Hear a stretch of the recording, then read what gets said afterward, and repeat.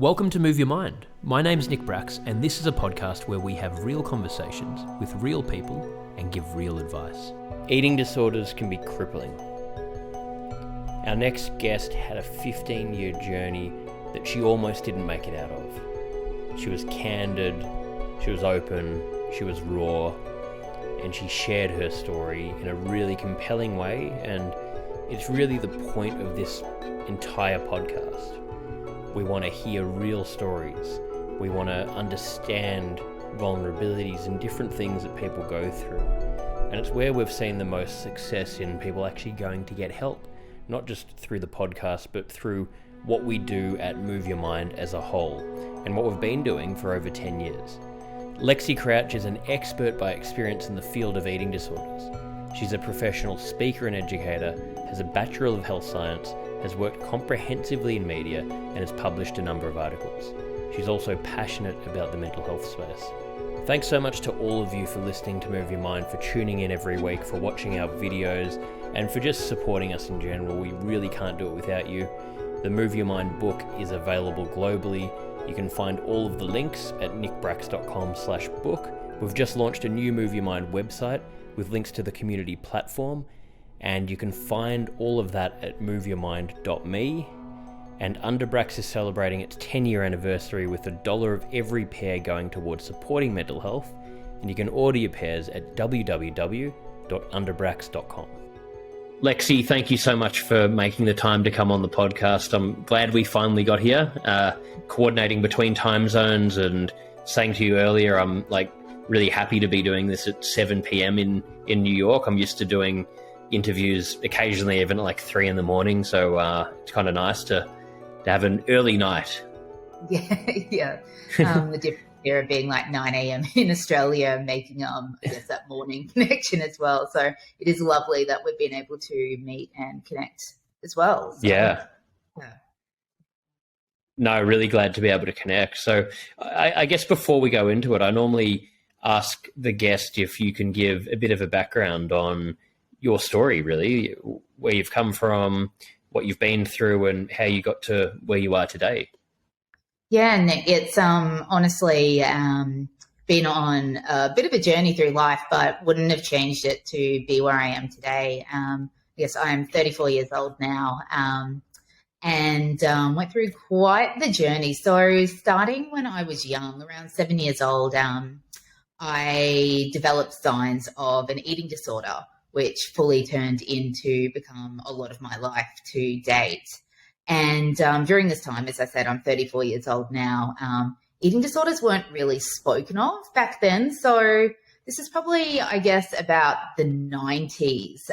So if you think of things in regards to health and weight, our icons back then were Jenny Craig or Weight Watchers. And I guess what we know about health and well-being and lifestyle now, that just wasn't around back in that time. And it was very a linear approach to life. So for me to fall into the grips of an eating disorder early, I was your general 7 years old, had a bit of puppy fat, so to say, nothing too alarming about what, if you think of a 7-year-old, and I've got a daughter who actually, she's 6 at the moment, what that's kind of like, you growing and, you're not really thinking about your body at all or where you should be. But I received some taunting on the playground, so some bullying essentially about my weight, and it was a real different experience. So this is where I got to learn a lot about life and who I was. I remember taking that comment and having this conversation with you today.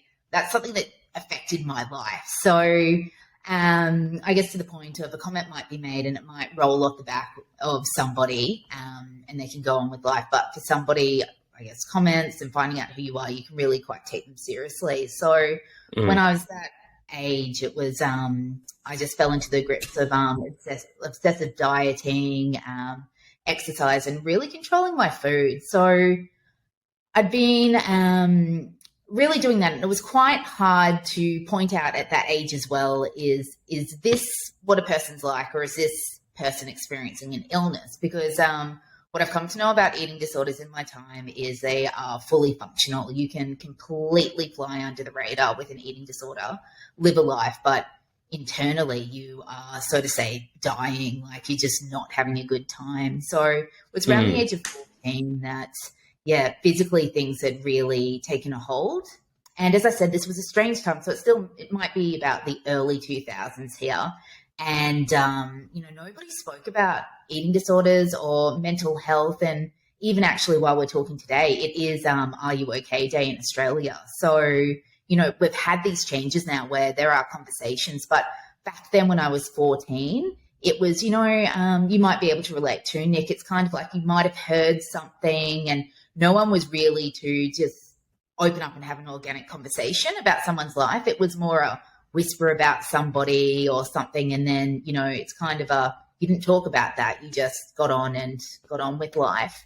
So it became really physically noticeable that I'd had an eating disorder at this time. And as I said, fully functional, did well at school. And although I'd experienced this bullying when I was young, that was once. Like I had a wide group of friends and, life was, so to say, on the outside pretty great. But I was battling this demon. So I remember my parents getting together with my school thinking maybe it was a great idea if I was removed from the school. I grew up in Brisbane. I went to a girls' school there and was sent up the hill to a little town called Toowoomba to boarding school, thinking that a bit of a country change or something in there might snap me back, which back then in the early 2000s, again, we don't know what we know about mental health then, that sounded like a really good idea. Like, why don't we remove someone from the situation and start a new life and things will be great? So it kind of sounded good to me as well at that time. And what I knew then is I didn't really believe I was in the depth of something. And this is the tricky thing with anorexia and eating disorders is you can hear something inside that goes, you're okay, just go a little bit further. So it's really hard to believe for an individual to believe that there's something wrong, especially when you're still performing the exact same tasks that someone might do when you're extremely undernourished.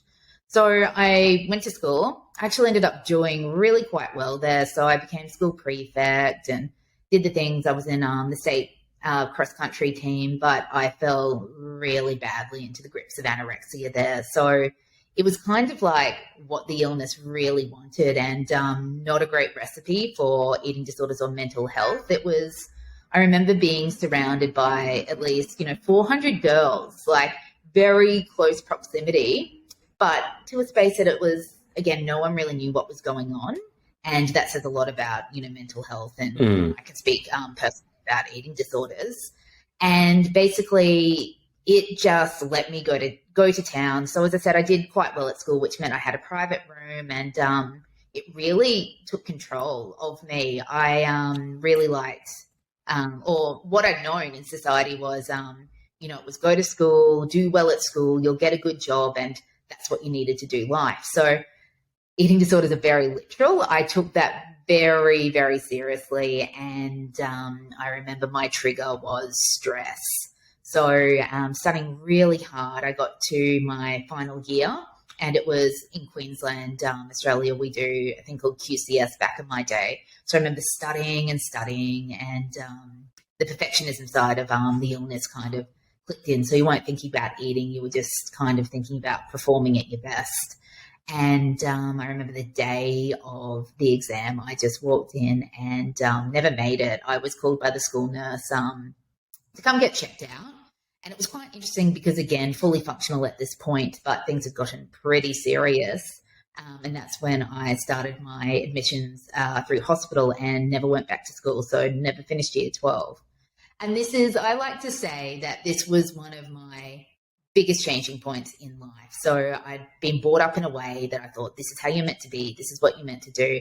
And life kind of just took that away pretty quickly to go, you're not going to finish school. You're not going to get a job. This is you. So I had to dive into some deep thinking pretty early in life. And I found myself in the midst of anorexia. So quite severely from the ages of 17 to 24, I spent my time in hospital cycles. So that was a lot of refeeding through nasogastric tubes. And basically it just took a hold of my life. So at this time, a lot of my friends were going to university. You could see them, getting into relationships, and I just didn't even know where life was going to take me. It was pretty much a struggle to get through the day, and being in the health position I was in, it really was a day-to-day basis. So saw a lot of things during that time, and the battle went on for me for 15 years. So that had taken up essentially everything I'm kind of known for myself.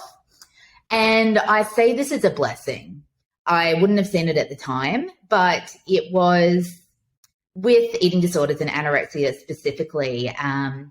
It's a very linear kind of mindset you have at the time. So you're doing a lot of measuring, you're trying to meet goals through calculations, and in your head you think that that's how life should be. In a bigger picture, that's not how life is, but you try to keep that control element. And what I've learned through my time now after going on to study is bodies aren't linear. Life isn't linear. Nothing is. So what happened was, from doing something I'd been doing my whole life through the ways of starvation, it wasn't adding up anymore. And I got myself into some quite pretty serious health positions, and it was that wondering if I was going to make it through. But what happened for me, which was my blessing, was I got so sick and tired of being sick and tired, which really put me onto a recovery path. And it was the biggest journey I've ever taken was recovery. I'd like to say that that's probably harder than the eating disorder itself. And this just required a lot of work. It required a lot of soul searching and just things that were very, very, very uncomfortable. So I'd done some rounds of very conventional treatment. I grew up in a medical family, so my stepdad was a doctor, my mum's a nurse, and we kind of went down that track. And although that was keeping me alive, it was not really calling to my essence at all. So I am a strong believer of when you are ready to do the work or really ready to step up in life, the things will appear. So I've not known it anyway. And, I've had my time of, crying on my bedroom floor going, why isn't this working? Why is life like this? But I've come to know that when you're ready, the right tools will appear, the right people were. And I'm a strong believer of that. So I felt like I'd seen it all, Nick. I was like, yep, done this, recovery, done my time. Like, you tend to think that, like the system when you know it well, but really took a different kind of path. So started to explore some alternative therapies. So I really got into yoga. And this is interesting because I wasn't a free-spirited yoga girl or into any of this like spirituality or anything. As I said, I was a very linear, where's the data, bring it on. So it was just not something that I would have gone, oh yeah, yoga sounds great, let's give this a try. And I remember I walked into my first yoga class, like when I gained actual health recovery, it was more, and that's the thing with eating disorders as well, is you can recover physically, but you've still got a lot of mental work to do. So I remember going into my first yoga class and, I must have been rock bottom because I didn't really think that it was too much. And to be fair, I walked in and I hated it. So I sat there on my mat, and it was that whole just having to be with yourself for, it must have been like 2 minutes, Nick. But I can tell you, it felt like eternity. And I just remember packing up my mat. I was about 24 years old at this time too, and going, look, this is just not for me. So I had that experience going, all right, like, tried this, not anything that I need. But what I came to know was, I had to explore a little bit deeper. I had to take myself a little bit further to come back and appreciate something. And then it was a few years later that's what started to click for me. It was that feeling of peace. Whatever was happening at a physical level or even beyond that, it was something that I was trying to seek, which, to be fair, that's what the eating disorder tried to do all along. So I came to know that, starving yourself, you're trying to put yourself into a state to feel good, much like drug and alcohol addiction. There's nothing wrong with that. You're just trying to find a state that removes you from an uncomfortable feeling. And that's what eating disorders do essentially as well. Yeah, so I got onto a yoga path, and it was like this feeling had been replaced. It was now building me up, but you still had that feeling of light, freedom and peace. So that really took me on a whole different path to explore where I went with my study.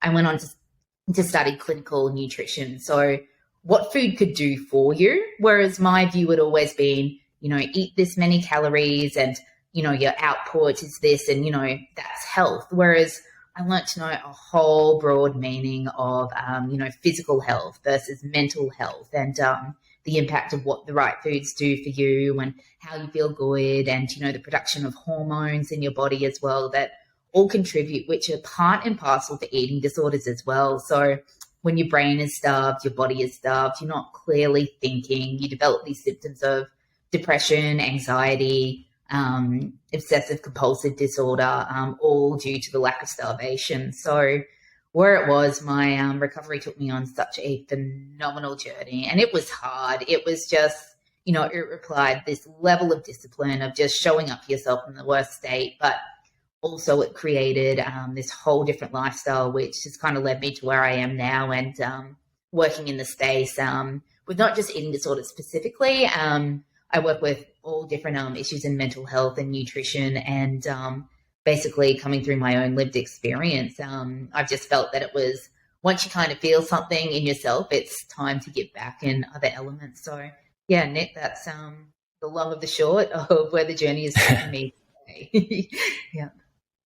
Wow. Well, yeah, first of all, thank you for going so in depth and sharing that with our audience. And it is a pretty amazing journey. And as you were talking through it, I think so many different points were coming up about, different topics that can be discussed and that are applicable in so many different areas. But I think it's just such a so important that we're talking about these range of issues, and eating disorders are such a massive issue in the world. And like so many things, like whether it's addiction, mental health related problems, whatever it is we're dealing with, a lot of this doesn't get talked about enough. And as you were saying, I think it sounds like a lot of it, what you were going through relates to so many different things. If you're not coping and you're using something, whether it's drugs, alcohol, an eating disorder, whether it's whatever it is, to not have to sort of be still and, look deeper into yourself and as a way to try and control everything. And a lot of us don't realize it. So we need to talk about these different things. And I think in this area, it really does need to be discussed like that. I mean, is it something that you were touching on when you talked about it, but have you found sort of what a lot of those key points apply to just so many different areas of life that people are struggling with and using to cope? Oh, 100%, Nick. And I always say that if you're feeling uncomfortable, that is the best starting point. It's,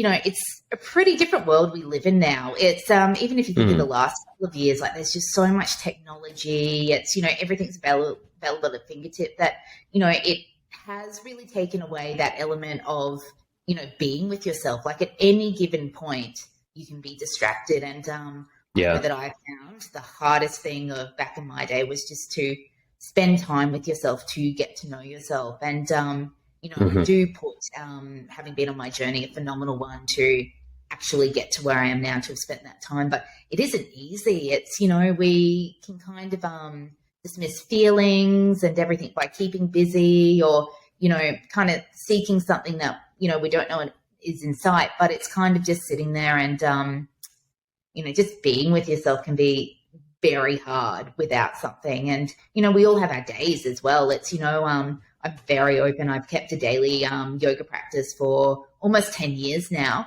And it's not like it looks on Instagram. Do you know what I mean? It's like you're not getting up there flowing every day. It's some days I'm just dragging myself there and I'm like, all right, let's just sit and let's just breathe. It's that whole just being with yourself. And that's a practice in itself. And, I guess that's with society as well as, we're not made to be perfect. We're made to go through this experience and, check in where we are, that it's, evolving. So it's like, yes, we do have these typical, umbrella terms of mental health and even addiction per se. But to some point, like everybody is going through something. And I guess that's like very interesting, I think, with the terms of addiction and mental health as well, that, we're getting better in society by being really open. I don't know if you've noticed too, Nick, in the last 2 years, you're just having real conversations with people. I know I can be in the lift of like my apartment elevator, and, you just ask someone how they're going and they'll generally say what's going on. So I believe like people are coming to terms, and, as I've spoken about, like we do have the umbrella terms for mental health, and people may be clinically struggling or diagnosed with something, but generally people do have, like, everybody has mental health. Like, it's just can be a scary word for some people, but that's what we're made up in our bodies. We've got our physical health and our mental health, and I feel like it is getting better by having the conversations, but we're also dealing with a very different time. Yeah, no, exactly. And like you were saying, no one is perfect, and we shouldn't strive to be perfect because, that doesn't exist anyway. What does that even mean? It's actually the real things and the important things and the meaningful things in life actually come from the imperfect things. And we need to be okay with that and be able to make mistakes and learn from them and be vulnerable. And, that's what life's actually about. And it's a scary thing, like what you were saying, where, I'm a similar age to you, and I grew up, luckily feel very fortunate that grew up just before, technology had just become as crazy as it is now, and social media and everything. And been, in the park kicking the footy every afternoon or climbing trees or whatever. But now it's so hard to avoid, even if you are doing that work on yourself and you're aware of it, how do you control it when we live in a world driven by technology, where we've got mass media, where we have this thing in our hand that's highly addictive 24/7.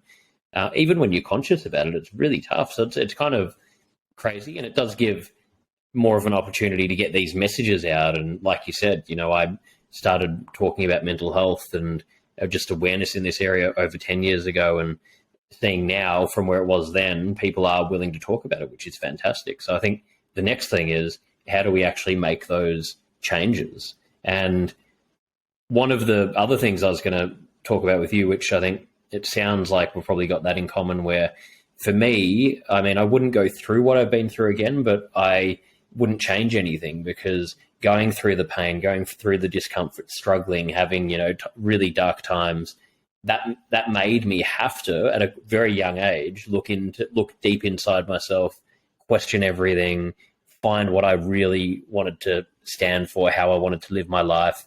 And it actually led to, finding what I wanted to do and finding or at least exploring who I was. I think that is often a big part of it. Sounds like it's similar for you. And I think the issue that we face is a lot of people don't want to face discomfort, and they don't want to have to work for things. We want instant gratification. But, would you say that's a similar experience you've had?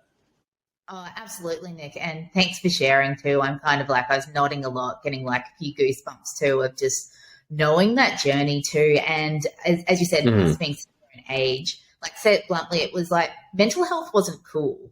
Do you know what I mean? So it was really interesting to grow up in that time to, to openly speak, to go, look, I'm not feeling well. And, it takes a lot of vulnerability to, own the journey as well, in that regard. So, I appreciate that so much, but I can definitely relate. As I said, you probably nailed it there with the wording of, like, I wouldn't do it again. I got some goosebumps when you said that, but would I change it? No. I remember feeling, probably, I don't know if you relate to, but I remember feeling so weird at the time. Like, it was just, I remember being in hospital, for this eating disorder. And as I said, like, people were off living their life, but I thought there was something fundamentally wrong with me. I really did. I like to think that everyone's on their journey. It was like life maybe hit us a bit earlier than it hit other people with issues that, cause you to go on and relate very much into, I wouldn't be doing what I did now. I wouldn't be the person I was. And, it's quite interesting. I know a lot of my core values are very different to how I thought they would have been growing up. So it was more, coming from a very quite high achieving family, I thought, it would be daily on the grind, thinking of the deals, like getting in there and everything. But it was just scaled back to, my primary for me is just waking up, and it was, how do I feel good today? And that's just everything for me. So it's, as I said, it's, I've had this daily practice of yoga that looks nothing glamorous. Like, sure, some days you're in a sauna for, an hour or two. Some days you're just dragging yourself to the mat. And it's all about what is making you feel good. So, whether it's that nutrition and, it's getting outside, it's exercise, it's, takes a lot to feel good. And that's doing self-work, which is, I feel, equivalent of, maybe that internal journey rather than the external journey. At some point, it's going to just be in different ways for different people. So, full respect to where you've come from through and going through it all, because it's at the point, it's definitely that dark night of the soul where, you're just kind of riding the waves going, is this me? And not realizing that, when you work through things, that it's your appreciation of life on the other side is maybe a lot better before you went on that wild ride. So. Thank you so much for supporting Move Your Mind. We're expanding the offerings of the organisation, and we're tailoring everything we do to suit you guys and to try and answer to all of your needs and the questions that you send in. The book is available globally. You can find all of the links at nickbracks.com/book. And we've just released the Move Your Mind community. We've currently got a men's community group, a women's community group, a general group. We're going to be loading up other groups, and you can find all of the links at moveyourmind.me. This group's been created based on the needs of what we've heard and learnt throughout running Move Your Mind.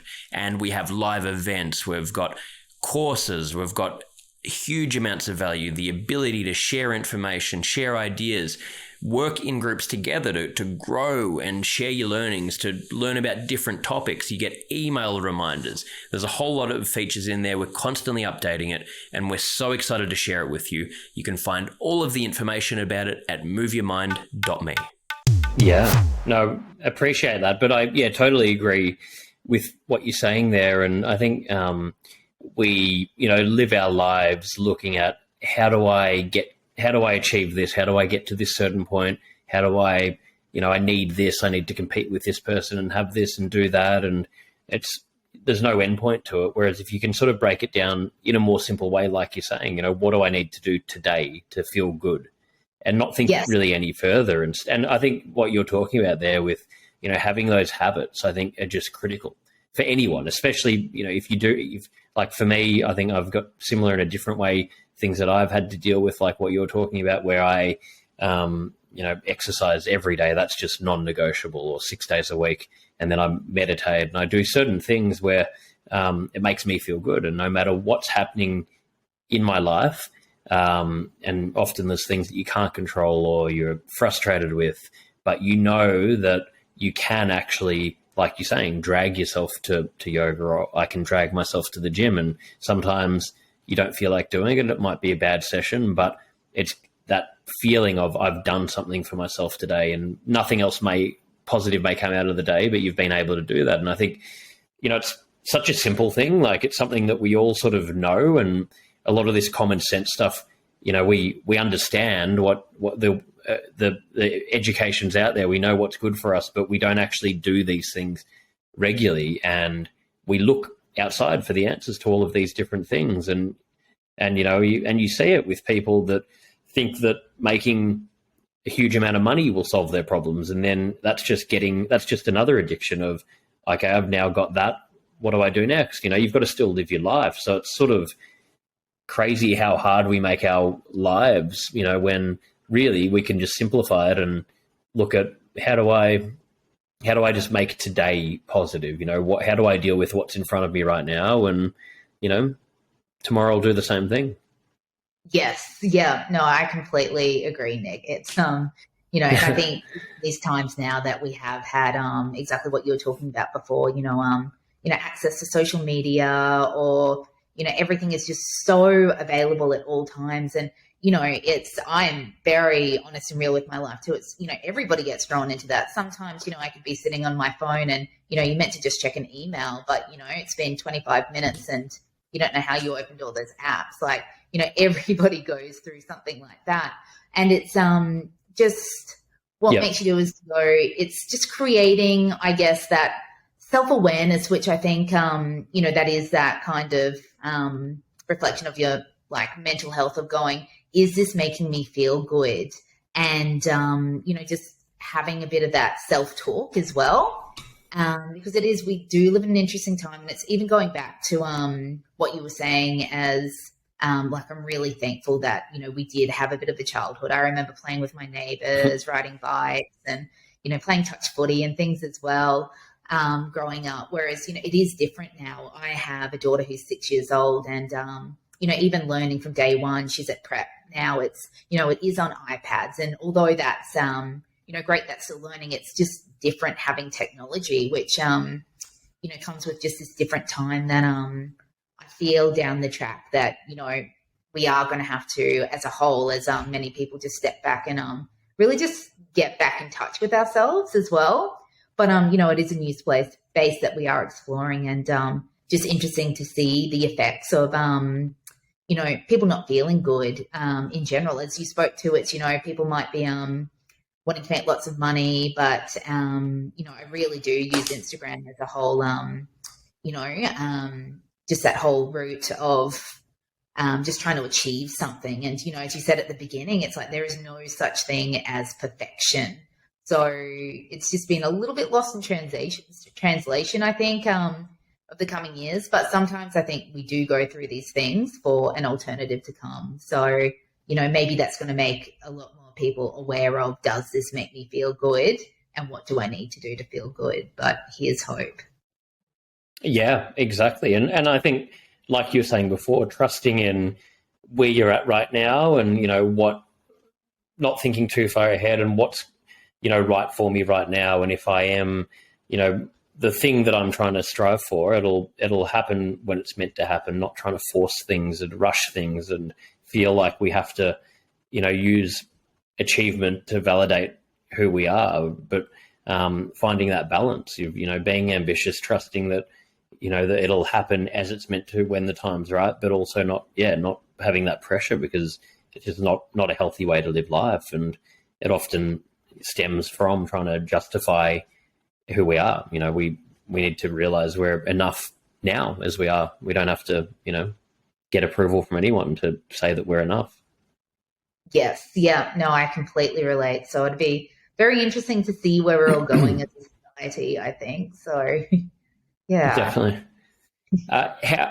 How important would you say, I mean, you do a lot of work in nutrition, and how important would you say that is for mental health? Is there a correlation there? How much does it affect it?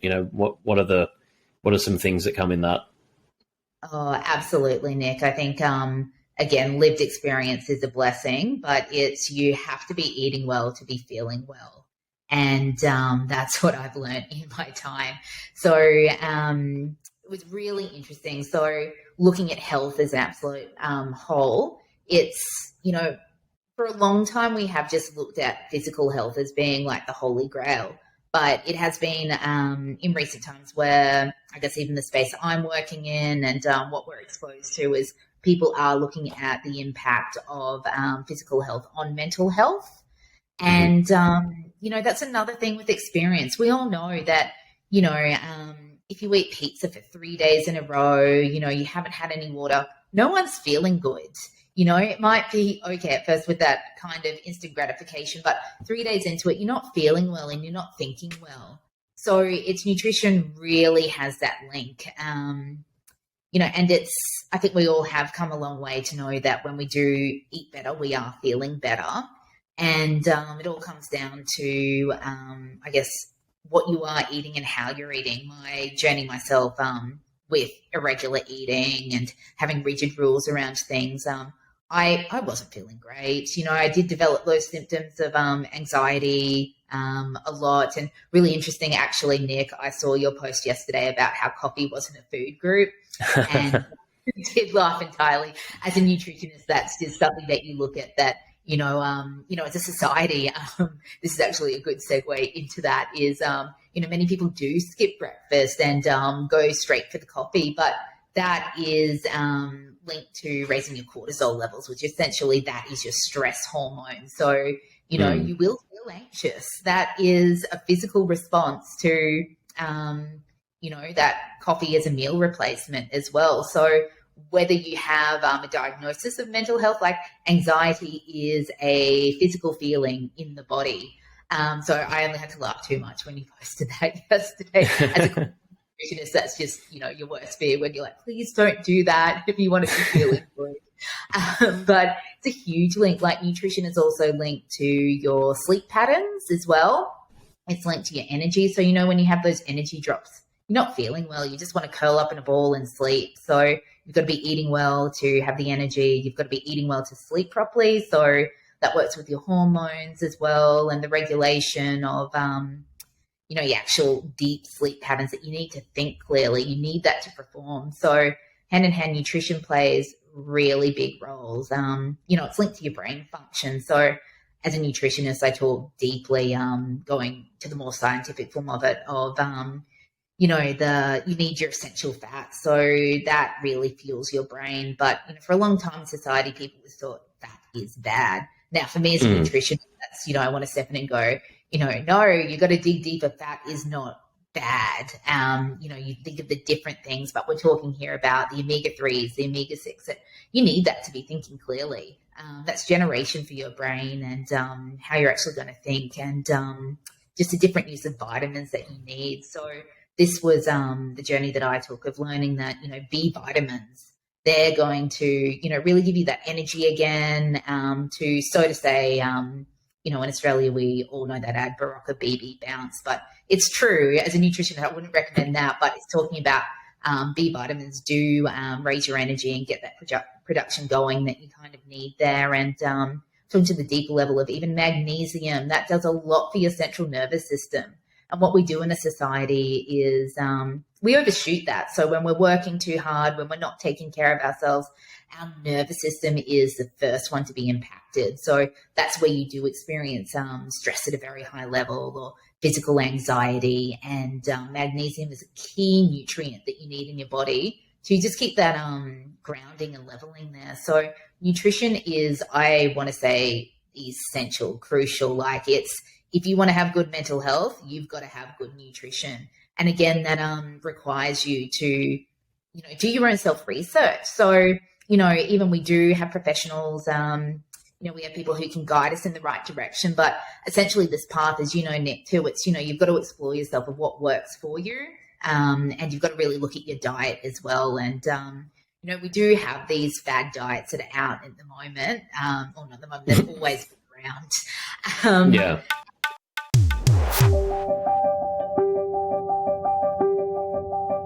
My name's Nick Bracks and I'm a storyteller who has dedicated my entire adult life to creating positive conversations around mental health. In recent years, discussions around mental health have become less taboo and entered the mainstream vernacular. I've delivered over 1,000 mental health seminars around the globe, including several TED Talks, and I believe we all have a story to tell. In my book, Move Your Mind, I cover my story and stories from people that inspire me, as well as insights from world-leading mental health experts. This book will help you to learn how to recognise mental health issues before they become a problem. Use your personal challenges as motivators, take ownership of your well-being, and create new daily habits that increase happiness and reduce stress. They're short-lived. No one's ever gone, I won't diss any diets in specifically, but no one's ever gone on a fad diet and continued to go on that and live a flourishing, grounding, productive, focused life. So it all comes back to nutrition as a whole and what you're feeding yourself through the ways of supplements and how that kind of really goes with your energy and your production and just your drive and your general outlook on life. So if you're not eating well, you are not thinking well. And that has been something that through personal experience that I've known, but now also professionally, why I live and breathe and work in the space of, you know, wanting to help people really feel their best as well. Well, it makes a lot of sense. And I guess with fad diets, what it sounds like to me is, I mean, if you applied that same thinking to the fitness industry saying, oh, you know, if you just do this special program of doing, you know, this 6-week thing and do blah, blah, blah, then it's going to forever solve all your issues with it. It's like, well, it's black and white. It's like, if you want to do that stuff long term, you got to find what works for you, what can you sustain, how can you make it into, a regular habit, and stick to it long term and keep challenging yourself. And that's not going to come from any fad. And I think it's again that thing of looking for the quick fix sort of things. Something I'm interested in is what are your views on fasting or intermittent fasting, things like that. I mean, I've heard a lot of people talk about doing the, skipping breakfast, having the sort of 16-hour period where you stop eating after dinner and you don't eat again until lunchtime. What's your view on that? Because I've heard very mixed things. I've talked to a lot of people in mental health as well that'll say that can be really bad for certain people for their mental health, because you need to eat in the morning, but then a lot of other people swear by it. So yeah, interested to hear what you think. Yeah, and this will always be a battle, Nick, too, of, as we just spoke about, essentially you need to get to know your own body of what works for you.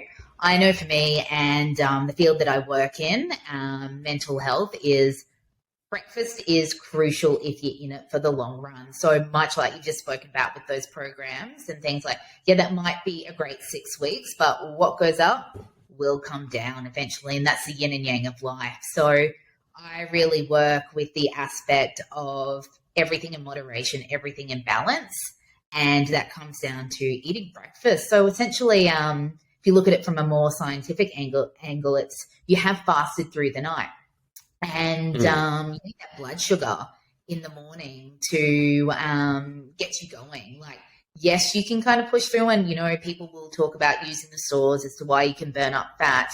But if you're wanting to keep your anxiety down, if you're wanting to really work to feeling good and fueling your brain, essentially, if you're looking for that productivity and keeping that nice grounding, it's, when you have eaten a meal and you can sit down and it's a bit like, and you notice your body go into that digest phase, that gives you the fuel that you can keep going instead of drawing from the stores. So from a mental health perspective, I'm a huge candidate for do eat your breakfast, particularly what was spoken about with that coffee too. It's people won't eat the breakfast, but they'll go for the coffee, and that is just a cup of anxiety, like ready to go.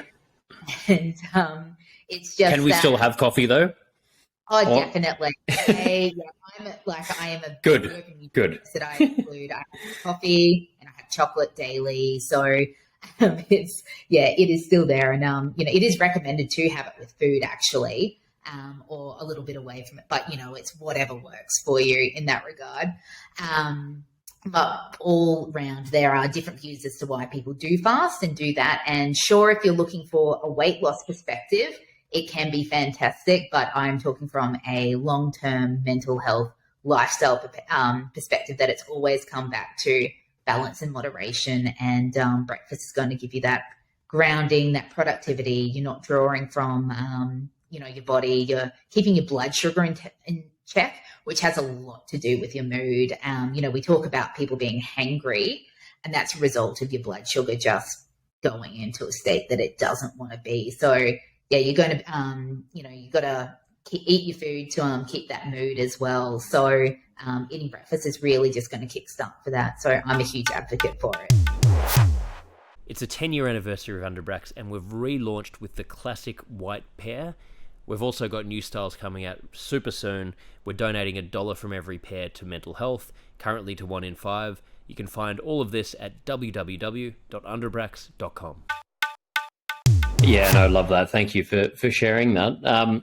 And I guess before I finish up, we finish with 5 sort of questions that we have at the end of every episode. But are there any other things you personally do daily? I mean, you've talked a bit about it, but that help you? I guess yoga, eating well, diet, anything else that works for you? Absolutely. And exercise is a big one for me. And Nick, I talk about this coming from a background of exercise addiction. When you do make a recovery, it was exercise for me that it was about reaching a goal. It was about losing weight. But when you're coming on the other side, it's about how you're feeling. I know I've got to be moving. So when body is in flow, mind is in flow. So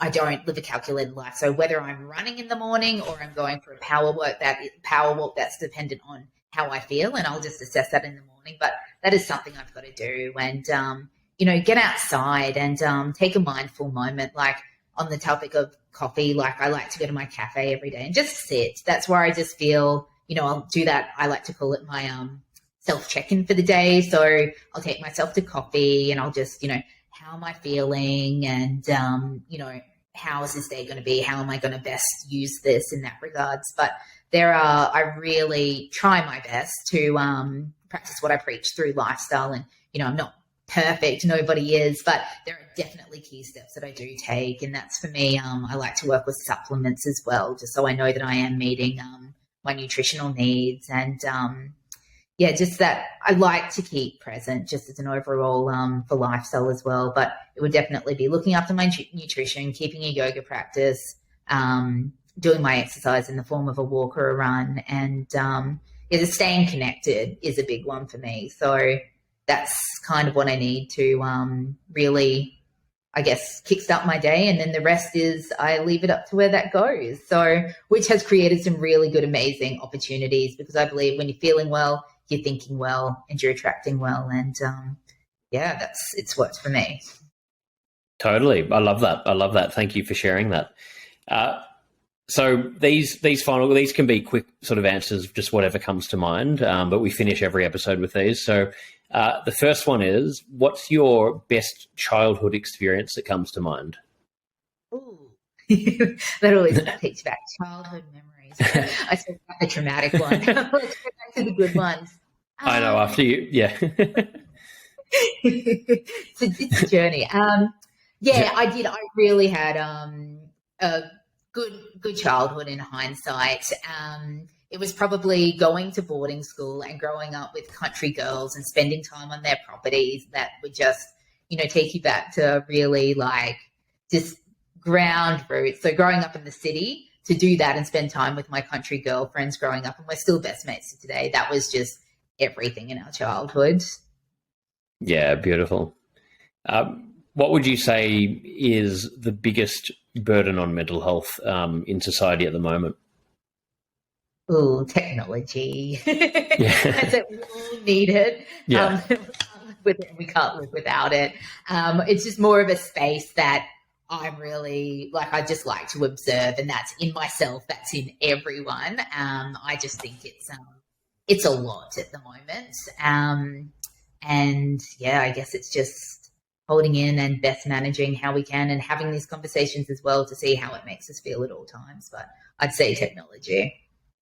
Absolutely. I think that's I'd say 90% of the people that come on here say the technology or social media or something. And I agree. I think it's it probably is. It's facilitating so many problems. So, what are you most proud of that you've done in your life? I mean, you've talked about a lot of amazing things. What's one thing you're proud of? I'd have to say, I know it comes back to it's being able to be in the moment and sit with myself. That was just such a big thing. But also going on to have my daughter, that was an interesting everything. Is that I wasn't sure I was ever going to have children, just from being in such a low medical position in my life. And she's just gone on to be an absolute blessing. She's my teacher. It's just her and I actually. Just as a single mum, but we do a co-parenting situation with her dad as well, so she has the best of both worlds. But she's been my proudest achievement, just as working that team dynamic, and in regards to life as well. It's just she's really taught me you can only control what's in front of you now, and she's just been that beautiful blessing. So I definitely say it's amazing. Yeah, I love that. That's so nice. So I've got two more here. What are you most afraid of? Oh, this is a good one. Talk about this often with my partner.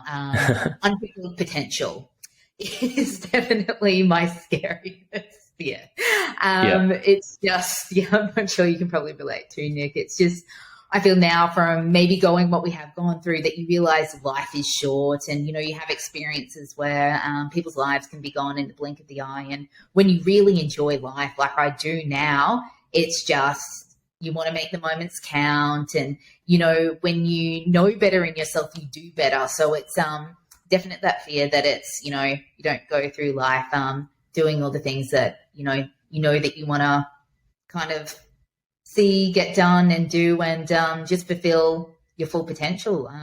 So just the thought of not doing that kind of really itches sometimes. Totally agree. No, that's the thing. That's my biggest fear, of just looking back and thinking, could have I done more? So as long as there's not like a what if at the end of it, then that's okay. Yes. Not having a what if. Nicely. Yeah. So final one, what would you say is your personal definition of happiness? Ooh, my personal definition of happiness. Just really simple times. I know lately that I've been with my partner, and it's just, my happiest is just like having a deep conversation and just being, we both kind of live big lives, but you could put us gutter together. You could put us in the middle of anywhere, and it's just being there with each other is just that feeling of just happiness. Just scale everything back, and I could be in the dodgiest location and just being. So yeah, my partner's really lovely like that, and yeah, just the simple times really is my epitome of happiness. That's so nice, and that's the thing. That's what it should be. So I love that, and love all the answers. And thank you for being so open on here. I've really enjoyed it. I know our viewers will take a lot out of it. And before we finish, where can we send anyone listening if they want to learn more about you? I'll put all of the links in the show notes and when we promote it. But where can they go to learn more? Speaking of the technology, I do keep an Instagram account, as we do. And, I try my best to, just do a bit of lifestyle or yoga, or, I try to keep it as real as possible. So I can be found at lexi.crouch there. And also my website is www.lexicrouch.com, which, talks more about like clinic consultancy, or, I guess working a bit in media. There's outlets there, but yeah, that's where I can be found. Perfect. Well, make sure I'm sure they will, but yeah, make sure to check the links out. We'll have them in the show notes. And yeah, thank you again for making the time. I'm so glad we got to do it, and love everything that you're doing. Oh no, thank you, Nick, and your work too. It's been an absolute privilege, and hearing all, and yeah, it's just been really great to have such a down-to-earth chat, and thank you for all you do. Appreciate it. Thanks to Lexi Crouch for joining me today for Move Your Mind. And just another reminder that the Move Your Mind book is available to order at nickbracks.com/book. You can join the Move Your Mind community, get behind the scenes content, videos, events, support groups, and much, much more at moveyourmind.me. And you can support mental health by ordering a pair of Bracks with $1 going towards different mental health charities. You can find all of that at www.underbracks.com.